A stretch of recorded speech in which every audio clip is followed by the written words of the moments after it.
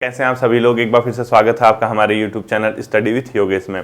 Finally आपकी पटवारी की exam जो है री एग्ज़ाम की जो डेट है वो कंफर्म हो चुकी है। आयोग की वेबसाइट पे जो कैलेंडर है आप लोगों ने देख लिया होगा 12 फरवरी, ठीक है। और आज डेट होगी 28 जनवरी, ठीक है। यानी आपके पास 3 दिन ये और 11 दिन वो, यानी 12, 13, 14, 2 हफ्ते मान के चले, यानी अगले संडे के अगले संडे आपका पेपर हो जाएगा।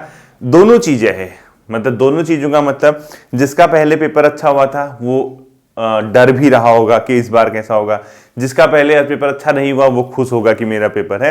अब जैसा भी है जो भी है वो देखा जाएगा। अब इससे पहले एक आज मैंने जो गवर्नमेंट की मतलब उत्तराखंड गवर्नमेंट की एक बुक आती है बच्चों, सांख्यिकी अर्थ एवं सांख्यिकी निदेशालय वो निकालता है। उसमें कुछ महत्वपूर्ण फैक्ट होते हैं जहां से आयोग, क्योंकि देखो हम लोगों को लगता है कि इस किताब से पूछा गया है, इस किताब से पूछा गया, वो ये किसी किताब से नहीं पूछी जाती चीजें। ये बेसिकली क्या होता है, एक सामान्य जो जानकारी होती है, आप चीजों को कितना अपडेट रखते हैं, गवर्नमेंट की वेबसाइट पे जाके चेक कितना करते हैं डेटा वगैरह, या आपका जो अखबार है या कोई नई स्कीम है या इस टाइप से चीजें ओवरऑल, या कोई चीज जो चर्चा में रही होती है वहां से क्वेश्चन पिक किए जाते हैं, कभी भी याद रखना, ठीक है। तो उसी आधार पर कुछ मैं आपको फैक्ट करा देता हूं, ये मैंने कल परसों निकाले थे, ठीक है। यानी कुछ महत्वपूर्ण, और ऐसे ही 2-3 और करा दूंगा, यानी 2 या 3 वीडियोज ऐसे मैं करा दूंगा मेन फैक्ट की, जो डिफरेंट टाइप के क्वेश्चन होते हैं, जो काफी हट के होते हैं। लाइक कुछ बजट से क्वेश्चन हैं, या फिर कुछ अपने आप में उत्तराखंड में जो अलग अलग विभाग हैं उनसे संबंधित कुछ महत्वपूर्ण डेटा है, वहां से हम लोग कुछ क्वेश्चन पिक कर लेते हैं, तो आपका कहीं ना कहीं काम ठीक ठाक बन जाएगा, ठीक है। इसके अलावा सुनना संभावित है कि आज इवनिंग में, ध्यान से सुनना, आपकी डेप्थ स्टडी वाली क्लास आए, ठीक। दूसरा, साइंस की क्लास कल आएगी आपकी, यानी अगर 2 वीडियोज आएंगी तो एक टाइम पे साइंस आएगी और एक टाइम पे जीएस की जो अगली क्लास है आपकी पटवारी से पहले, क्योंकि वो पूरी करनी है, 4 क्लासेस बची, वो हम लोग कवर कर लेंगे, ठीक है। तो आप लोग देखना है इसको, कुछ महत्वपूर्ण फैक्ट लिख लीजिए। छोटी सी वीडियो होगी, मतलब ज्यादा लंबी नहीं होगी, 1-2 मतलब मान के चलो 20-25 क्वेश्चन कुछ अलग टाइप के हैं, ठीक है। परसों मैंने कम्युनिटी में क्वेश्चन दिया था, जेंडर बजट प्रथम प्रस्तुत कब किया गया था। प्रस्तुत करना अलग होता है, ठीक है। लिखो जेंडर बजट प्रथम बार कब प्रस्तुत किया गया था, बटज हो गई, बटज, जेंडर बजट, ठीक है। जेंडर बजट लिखो, प्रथम बार प्रस्तुत, यानी उत्तराखंड में किस वित्तीय वर्ष में सबसे पहली बार जेंडर बजट को प्रस्तुत किया गया था।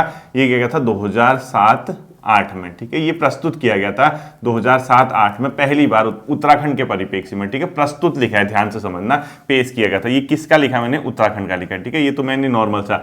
अब देखना आपके पटवारी से पहले कुछ क्वेश्चन में आपको बजट से रिलेटेड कुछ उत्तराखंड के महत्वपूर्ण डेटा वगैरह जो होता है अलग अलग चीजों में, उत्पादन, ये वो करा दूंगा, ठीक है। देखिए 2007-08 में इसको किया गया था। अब देखना बच्चों, आपने कृषि एग्रीकल्चर डिपार्टमेंट उत्तराखंड में मुख्य फसलों के अंतर्गत अनुमानित जो क्षेत्र है, ऐसे लिखो, उत्तराखंड में मुख्य फसलों के अंतर्गत,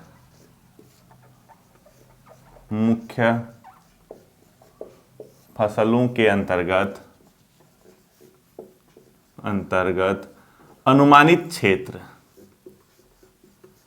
ठीक है, अनुमानित क्षेत्र। अब ये क्या है, मतलब मैं ये बताना चाह रहा हूं कि उत्तराखंड में जो प्रमुख फसल हैं, मुख्य फसलें हैं, उनके अंतर्गत कौन सा कितना अनुमानित क्षेत्र आता है। ये जो डेटा है ये है 2020-21 का, तो ये बहुत ज्यादा चेंज नहीं आता बच्चों, ठीक है। लगभग अभी जो मैं करा रहा हूं वो यही होगा। अब आपको समझना है इसको, ये क्वेश्चन कैसे पूछ सकता है। अगर कभी आपसे क्वेश्चन पूछेगा उत्तराखंड के अंतर्गत, उत्तराखंड में मुख्य फसलों के अंतर्गत सर्वाधिक क्षेत्र जो है, क्षेत्रफल या क्षेत्र कौन से फसल के अंतर्गत आता है, तो ये क्रम क्या है इसका देखना है। सबसे ज्यादा बच्चों यहाँ पे गेहूं का क्षेत्र है, यानी गेहूं सर्वाधिक पोर्शन पे मिलेगा आपको, एरिया वाइज देखोगे। उसके बाद आप चावल पाओगे, यहाँ पर गेहूं के बाद क्या पाओगे, चावल पाओगे। तीसरे में आप अन्य अनाज, चौथे में गन्ना, यानी अन्य अनाज जो भी है, जौ, बाजरा वगैरह, अन्य, उसके बाद गन्ना, ठीक है। ये उत्तराखंड में अनुमानित जो क्षेत्र है ये है सबसे ज्यादा अनुमान। अगर क्वेश्चन आप डायरेक्ट पूछता है कि उत्तराखंड में मुख्य फसलों के अंतर्गत सर्वाधिक अनुमानित क्षेत्र, यानी किस फसल के अंतर्गत सर्वाधिक क्षेत्र आता है,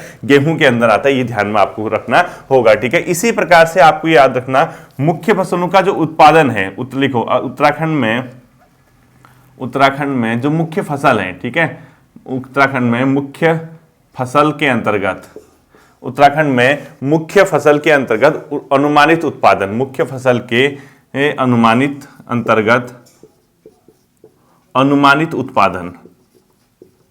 अब आप कहोगे सर दोनों में क्या डिफरेंस है, अनुमानित उत्पादन, ये प्रोडक्शन है, ये किसका प्रोडक्शन ज्यादा हो रहा है, उत्पादन, और ये एरिया, कौन से एरिया में कौन सा ज्यादा है, ठीक है। तो अनुमानित उत्पादन देखोगे तो बच्चों ये भी गेहूं, चावल, आलू और अन्य अनाज आता है, ठीक है।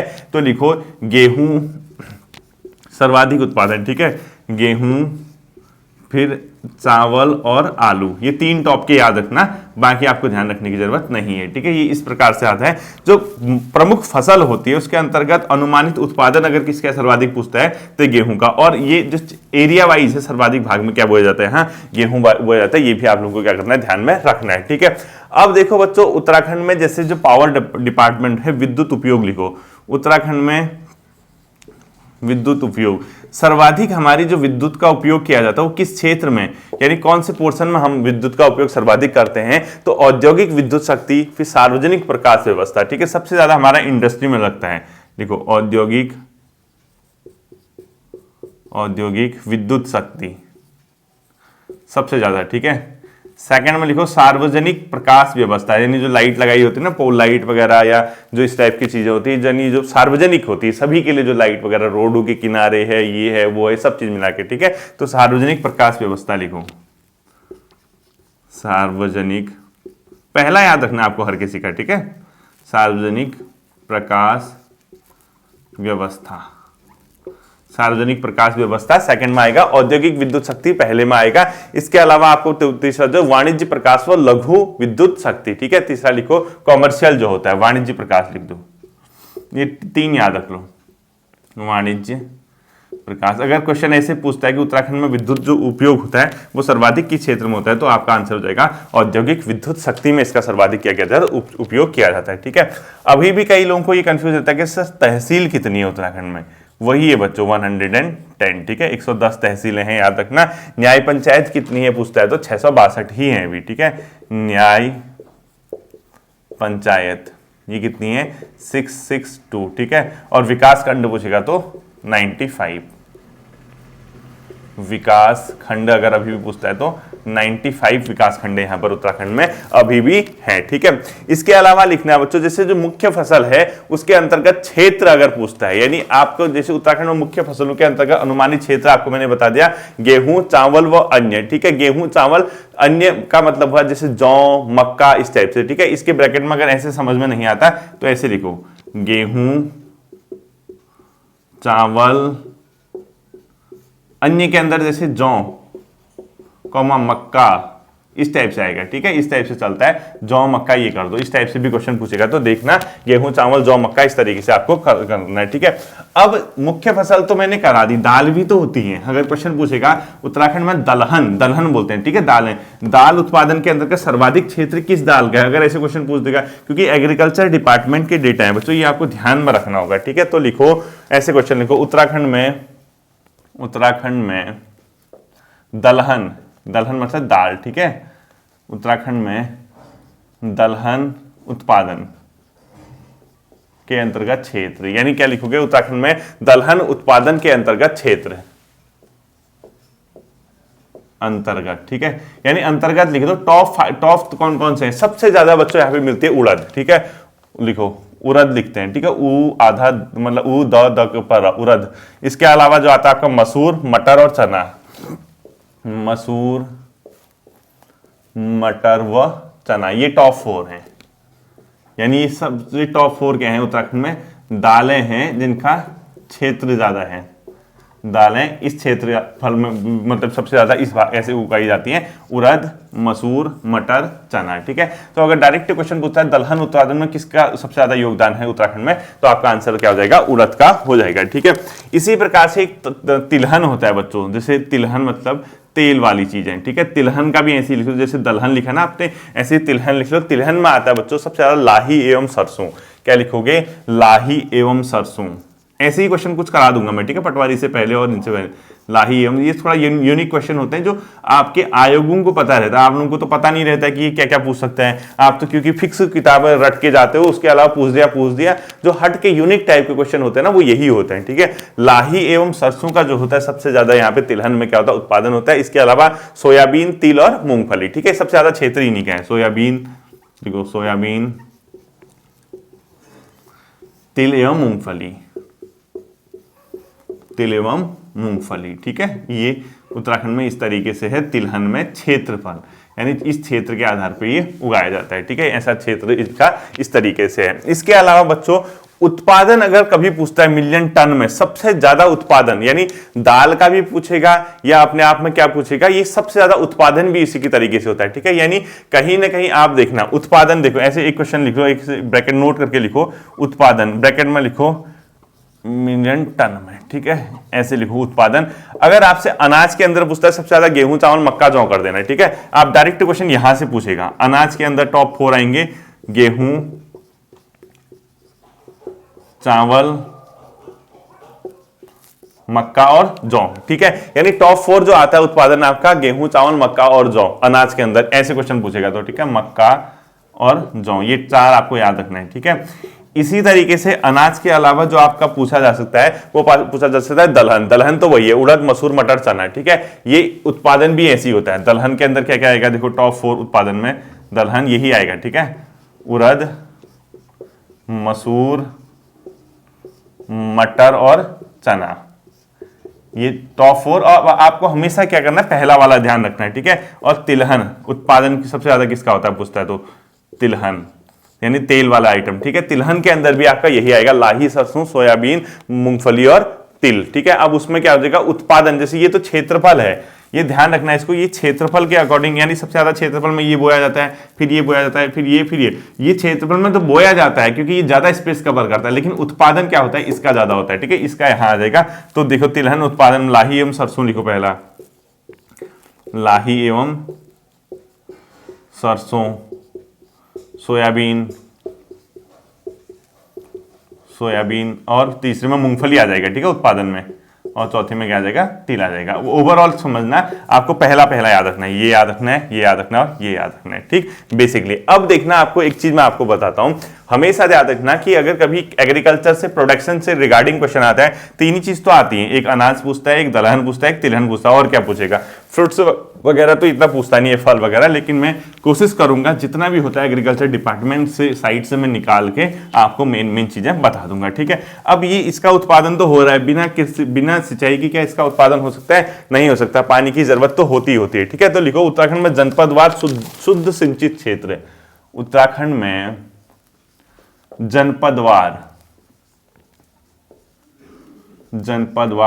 शुद्ध सिंचित क्षेत्र। ठीक है, किस जिले में सर्वाधिक है, किस जिले में कम है, ऐसे क्वेश्चन जो पूछते हैं, वहीं बेहोश होकर जो आते हो ना, ऐसे क्वेश्चन होते हैं, वो थोड़ा सा हटके भी करना पड़ता है बच्चों। ऐसा लगा, पता लगा वही सोमचंद, वही बीणाचंद, वही ज्ञानचंद पढ़ने में लगे हो और अपने ज्ञान का लेवल जो है खत्म कर दिया। उत्तराखंड में जनपदवार शुद्ध सिंचित क्षेत्र, यानी किस जिले में सबसे ज्यादा क्षेत्र है, किस जिले में सबसे कम है, ये होते हैं थोड़ा अल्टीमेट टाइप। ये एक ऐसी चीज है जो हमें मतलब किताबों में मिले ना मिले, वास्तविक रूप से इन चीजों का पता भी होना चाहिए, और आयोग हो या कोई भी हो ऐसे क्वेश्चन को पूछा जाता है। आप लोगों ने नोट भी किया होगा, इस तरीके के क्वेश्चन हमेशा आपको कोई ना कोई दिखता है और वहीं पे फंसता आदमी।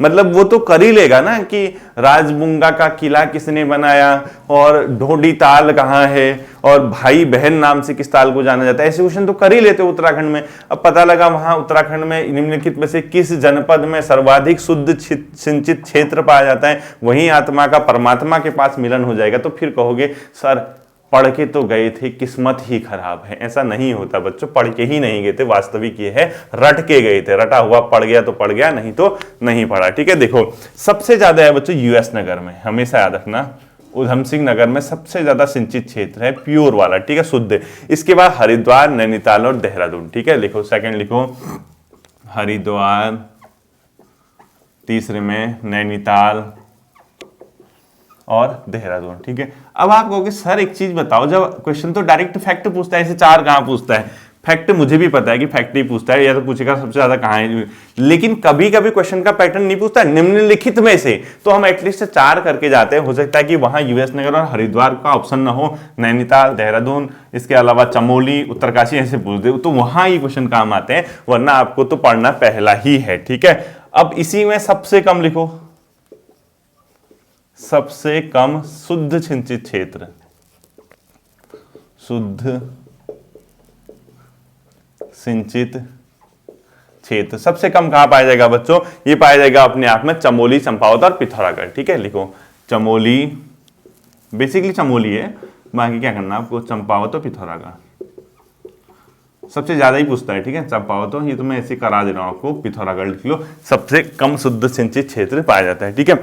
इसी प्रकार से देखो उत्तराखंड में सिंचाई के अलग अलग वो हैं बच्चों, क्या मतलब सिंचाई करने के लिए अलग अलग मेथड है। तालाब भी हैं कहीं कहीं पे, कहीं आपके नहरें हैं, कहीं नलकूप हैं, इस टाइप से। लेकिन तालाब से एक ही जगह सिंचाई हो सकती है, एक ही जिला है जहां सिर्फ और सिर्फ तालाब, मतलब तालाब से केवल एक ही जिले में सिंचाई होती है, वो है यूएस नगर, ठीक है। लिखो उत्तराखंड के किस जनपद में तालाब से, मतलब सीधे लिखो तालाब से सिंचाई, तालाब से सिंचाई कहां होती है, ओनली यूएस नगर लिखो, यानी समझ जाओगे आप, सिर्फ यूएस नगर में, ठीक है। सिर्फ उधमसिंह नगर एक ऐसा जिला है जहां पे कुछ ही तालाब है, अब ऐसे नहीं 10-15 तालाब होंगे वहां से, बाकी और चीज भी है। हाँ, ये नहीं कि सिर्फ तालाब ही होता है, ऐसा मत कह देना कि सर ने तो पढ़ा रखा है यूएस नगर में केवल तालाब से होते हैं। मैं ये कह रहा हूं कि यूएस नगर में केवल तालाब से नहीं होते हैं, तालाब से केवल यूएस नगर में होते हैं, समझ गए ना।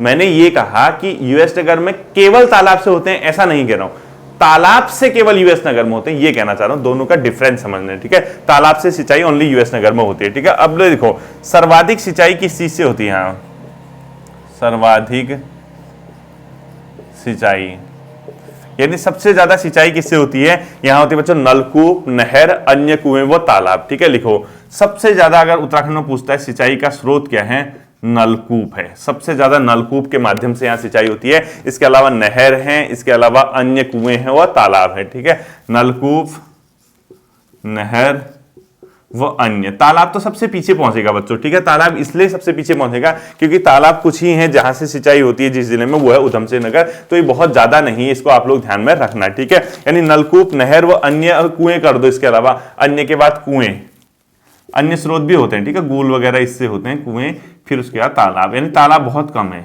अगर कभी क्वेश्चन आता है कि इनमें से सबसे ज्यादा किससे होती है, नलकूप से होती है, ठीक है, ध्यान में आप लोग रखना, ठीक है। इसके बाद देखो सर्वाधिक भूमिगत जल कहां पाया जाता है उत्तराखंड में, यानी सर्वाधिक भूमिगत जल की उपलब्धता किस जिले में है। सबके सब अपने आप में यूनिक टाइप की चीजें, ठीक है। और आपको हर क्वेश्चन देख के लग रहा होगा कि ऐसा क्वेश्चन पूछा जा सकता है, एक होता नहीं अंदर से आवाज आती कि यार हाँ ये क्वेश्चन तो पूछा जा सकता है, डेटा बेस्ड क्वेश्चन है और ये सरकार की साइट पे है, एग्रीकल्चर डिपार्टमेंट के पास है इसका डेटा, तो ऐसा क्वेश्चन वैसे भी पता होना चाहिए और देख के ही लगता है कि इंपॉर्टेंट है। अब ये तो नहीं पढ़ा रहा हूं कि इसमें इस युद्ध में इसकी मृत्यु हुई थी, ये कहां हुई थी, ये जगह कहां है, ऐसा नहीं पढ़ाऊंगा, ठीक है। आप लोग खुद समझदार हैं। तो देखो सर्वाधिक भूमिगत जल की उपलब्धता किस जिले में है, लिखो सर्वाधिक भूमिगत जल की उपलब्धता,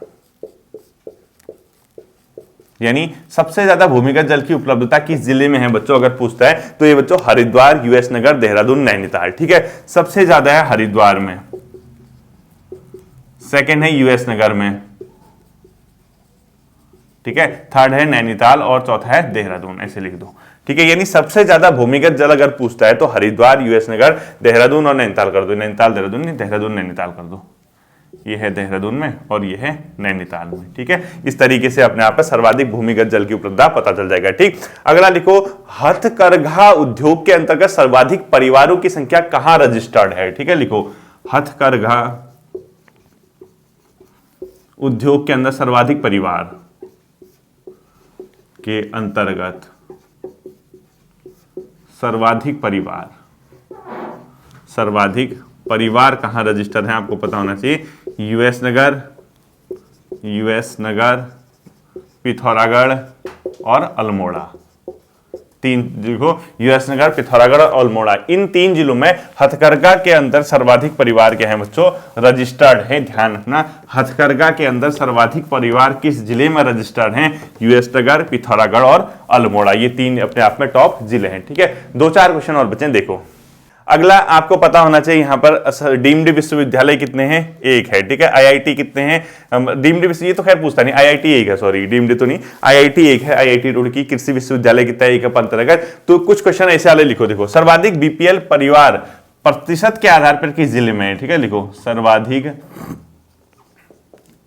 बीपीएल, ठीक है, बिलो पॉवर्टी लाइन, बीपीएल। अगर क्वेश्चन पूछता है कि सर्वाधिक गरीबी रेखा से नीचे रहने वाले परिवारों का प्रतिशत किस जिले में है, परिवार प्रतिशत सबसे ज्यादा है देहरादून में, यानी देहरादून जो जिला है बच्चों प्रतिशत के आधार पर सर्वाधिक बीपीएल परिवार अगर कहां रहते हैं पूछता है तो देहरादून में रहते हैं, इसको ध्यान रखना। इसके अलावा सबसे कम बीपीएल परिवार है चंपावत में, लिखो सबसे कम बीपीएल परिवार हरिद्वार, सबसे ऐसे लिखो सर्वाधिक बीपीएल परिवार लिखो, सबसे ज्यादा बीपीएल परिवार, ज्यादा बिलो पॉवर्टी लाइन, ठीक है, गरीबी रेखा से नीचे सबसे ज्यादा बीपीएल परिवार ये है हरिद्वार और यूएस नगर में।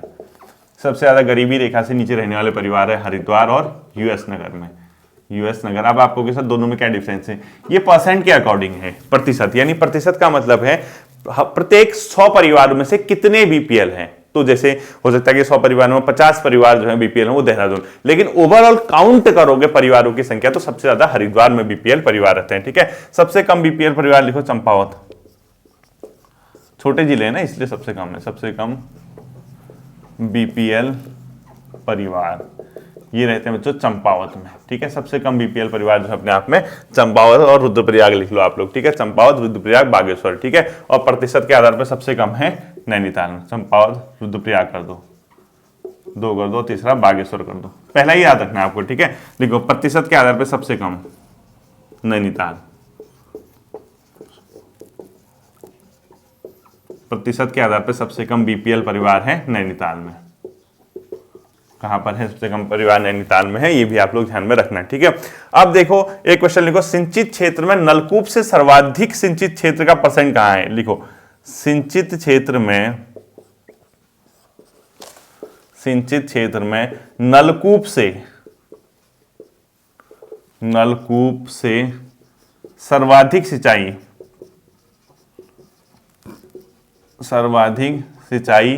प्रतिशत किस जिले में है पूछता है तो यूएस नगर। यदि यूएस नगर में जितनी भी सिंचाई होती है उसमें सबसे ज्यादा नलकूप से होगी, टोटल ओवरऑल मिला के देखोगे तो, ठीक है, यूएस नगर में। और लिखो राजकीय नहर द्वारा सर्वाधिक सिंचित क्षेत्र कौन सा है, राजकीय सरकारी जो नहर है, ठीक है, राजकीय नहर द्वारा सबसे ज्यादा लिखो सर्वाधिक सिंचाई उत्तरकाशी में होती है, ठीक है,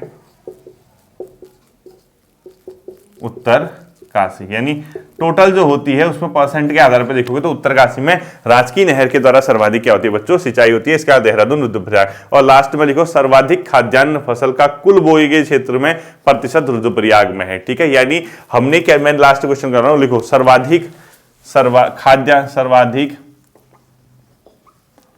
खाद्यान्न में, ऐसे लिखो सर्वाधिक खाद्यान्न में, पूरा क्वेश्चन लिखना, सर्वाधिक खाद्यान्न में, मतलब इस तरीके से लिखना है इसको, सर्वाधिक खाद्यान्न में फसल का कुल बोए गए फसल का प्रतिशत, ऐसे लिखो सर्वाधिक ऐसे, इसको ऐसे नहीं, कुल ऐसे लिखना, कुल बोए गए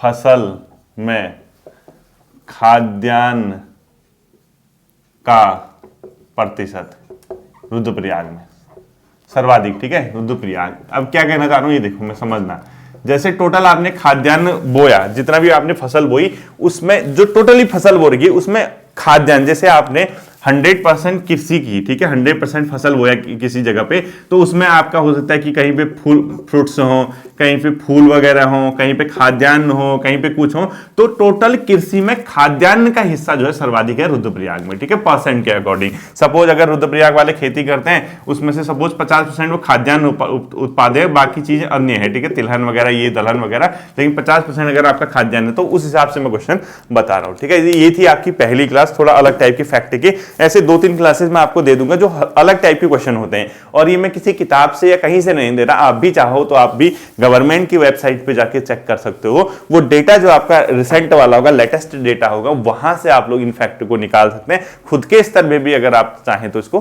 तैयार कर सकते हैं, ठीक है। फिर मिलता हूं अगले सेशन पे, अपना ध्यान रखिएगा, थैंक यू।